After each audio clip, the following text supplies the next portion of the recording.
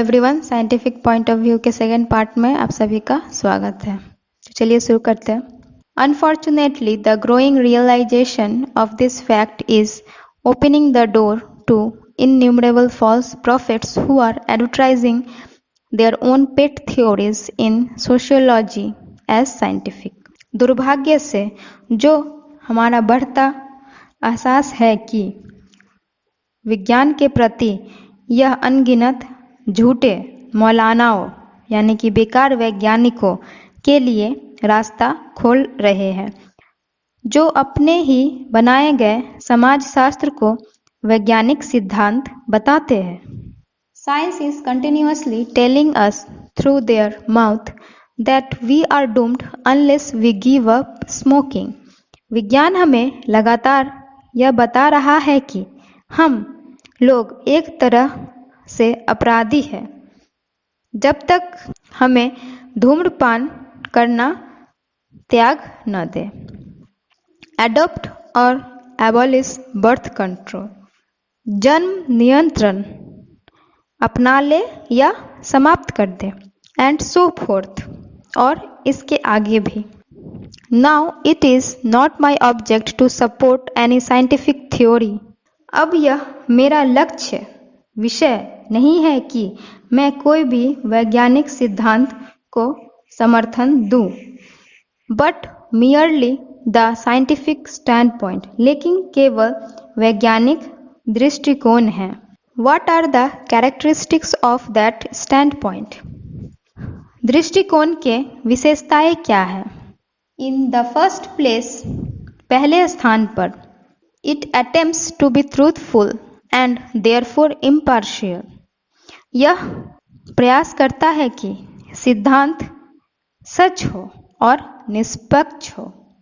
And it carries impartiality a great deal further than does the legal point of view.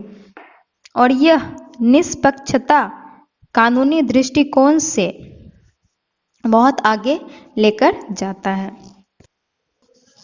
A good judge will try to be impartial between Mr. John Smith and Mr. Chan Singh। तो author example देते हुए कहते हैं कि जो अच्छा जज होता है वह हमेशा कोशिश करता है कि वह दोनों व्यक्ति के बीच निष्पक्ष भाव बनाए रखे। दो नाम दिए हैं, mister John Smith and mister Chang Singh. A good scientist will be impartial between Mr. Smith, a tapeworm, and the solar system। एक अच्छा वैज्ञानिक निष्पक्ष होगा किसके बीच? मिस्टर स्मिथ, टेपवर्म यानी कि एक प्रकार का कीड़ा, और सौरमंडल के प्रति। कहने का मतलब है कि वैज्ञानिक किसी भी जीव या वस्तु को उसकी आकार से या रूप से उसकी महत्व को नहीं आंकेगा। He will leave behind him his natural repulsion of the tapeworm। और अगर वह अच्छा साइंटिस्ट नहीं हुआ तो वह अपने उस टेपवर्म को स्वाभाविक रूप से नफरत करेगा, which would lead him to throw it away instead of studying it carefully as a statue or a symphony। जिसके कारण वह उसे कहीं फेंक देगा, ना कि उसे बहुत ही बारीकी से किसी मूर्ति या किसी संगीत के तरह अध्ययन करेगा।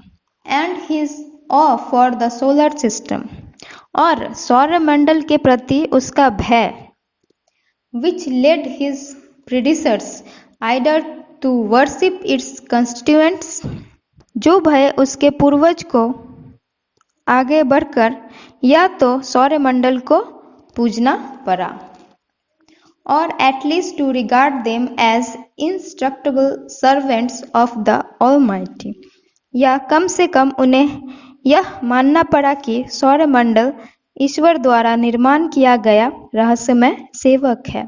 To exalted for human comprehension, जो मानव के समझ से बहुत बढ़ाया चढ़ाया हुआ है, मीन्स उच्च है। यह मानव जाति के समझ से काफी दूर है। Such an attitude leads the scientist to a curious mixture of pride and humility. वैज्ञानिक के ऐसे रवैये उन्हें अहंकार और नम्रता के मिश्रित जिज्ञासा पर नेतृत्व करते हैं। कहने का मतलब है जो वैज्ञानिक पक्षपात करते हैं वे अहंकार और नम्रता के मिक्स से किए गए जिज्ञासा का नेतृत्व करते हैं। The solar system turns out to be a group of bodies rather small in comparison with many of their neighbors. बल्कि सौरमंडल अपने पड़ोसियों के अपेक्षा काफी छोटा है, मीन्स ब्रह्मांड में सौरमंडल से भी बहुत सी बड़ी बड़ी आकाश गंगाएं हैं। And executing their movement according to simple and easily intelligible laws. वे सब अपना कार्य कर रहे हैं साधारण और आसान तरीके से।